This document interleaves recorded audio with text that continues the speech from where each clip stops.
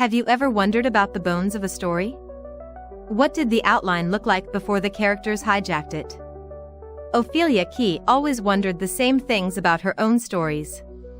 As a discovery writer, the chaotic pantser style, not even the author knew how the tales in the Draoithe Saga would go until they went. Backward analyzing one story while busy writing the next tale or two somehow never happened.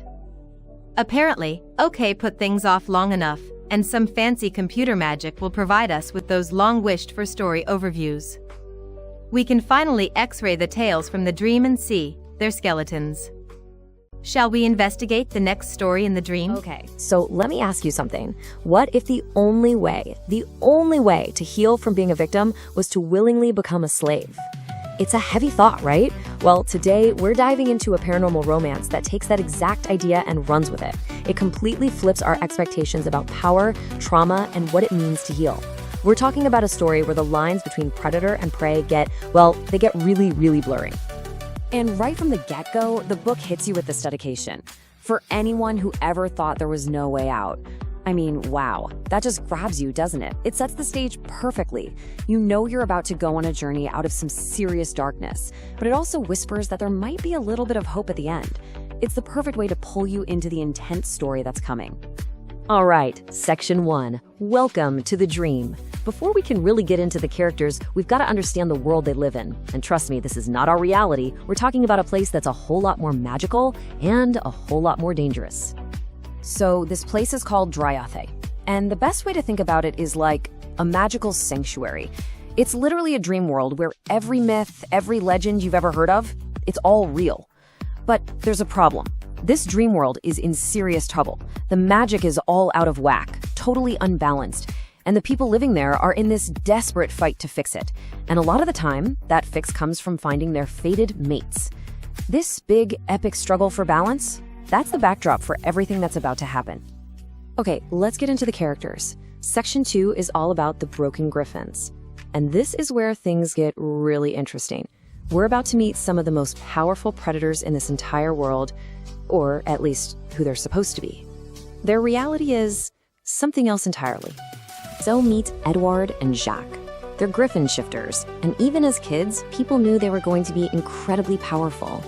But at just 14 years old, they were abducted, snatched, and forced into the illegal sex slave trade. For 6 years, 6 long, brutal years, they went through absolute hell before they were finally rescued.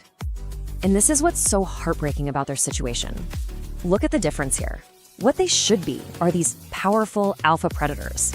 I mean, they're supposed to be able to control electricity. They're apex predators.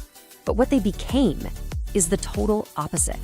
They were broken down into submissive slaves, conditioned so deeply to just obey that now freedom is terrifying. They literally can't function without someone giving them orders. Yeah, and that leads them to this point. Surviving wasn't living. They are at the absolute end of their rope. Even though they've been rescued, they are so shattered that they make a pact with each other. And this quote just says it all. They basically give themselves a deadline. If they can't figure out a way to actually live, not just survive, in the next 60 days, they're going to take the only other way out they can see. Okay, let's shift gears. That was the Griffins. Now let's meet the other side of this equation. Section 3, the Gazelle Emissaries. And if you thought the Griffin story was about broken power, wait till you hear about these characters. They come from a society where the power dynamics are completely flipped on their head. So here we have Delilah and Rowena. They are emissaries, princesses actually, from a place called the Elysian Fields, and they are on a super important mission. They've been sent to Draoithe to try and form an alliance, to help with that whole magical balance problem. But of course, there's a catch. For them to even survive in this new world, they need something called a light host. And the place they come from, the Elysian Fields, is fascinating. It's what's called a reverse harem society. Basically, it's some matriarchal queendom. The women are the alphas. They rule. And the men? The men are kept in harems to serve them. It is a total 180-degree flip of the power structures we're used to seeing. So at this point, you can probably see the collision course we're on, right? Section 4, Predator meets Prey. On one side, we have these broken predators who literally need someone to command them.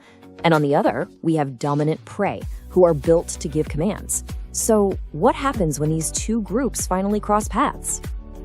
It turns out to be this perfect, completely unexpected match. I mean, look at this. The griffins need direction, safety, a purpose, anything. And the gazelles, with their natural dominance, can provide that structure. Meanwhile, the gazelles need a lighthouse to survive. And what do the griffins have? Powerful light magic. They control electricity. It's like two puzzle pieces just clicking into place. And that's the real crux of it. The traumatized predators, they crave the orders that the dominant prey are just built to give. It's not just about a magical convenience. It's a deep psychological need for both sides. It's like a lock and key. And so this collision, this meeting of needs and different natures, it leads to a really radical and super unconventional path to healing. This is all about finding power in the last place you'd ever think to look for it. And then you get to this moment, the emotional peak. One of the griffins looks at his gazelle mate and says, "You are mine to me. I will submit."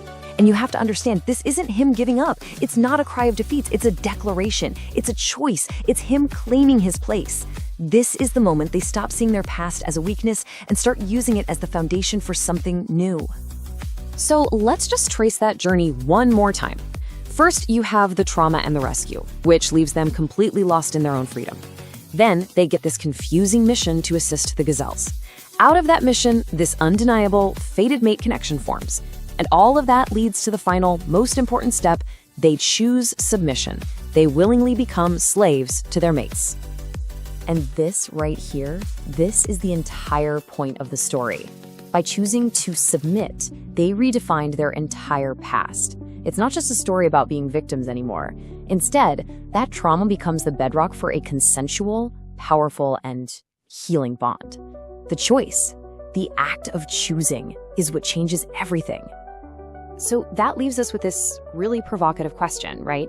It's kind of a mind bender when you really sit with it. This whole story challenges us to think about whether, sometimes, the ultimate act of taking back control is to willingly give it away. Can surrendering power actually be the truest way to find it? Something to think about. I sincerely hope you enjoyed this view of a story skeleton, glimpsing the characters, setting, and plot structure along with the twists within the writing in this tale from the Draoithe Saga by Ophelia Kee. Don't forget to like and subscribe for more original stories and audio adventures. A special thank you to OK Music Writers for writing and for sharing the Enter the Dream soundtrack. It's more than a story, it's an experience. Welcome to the dream.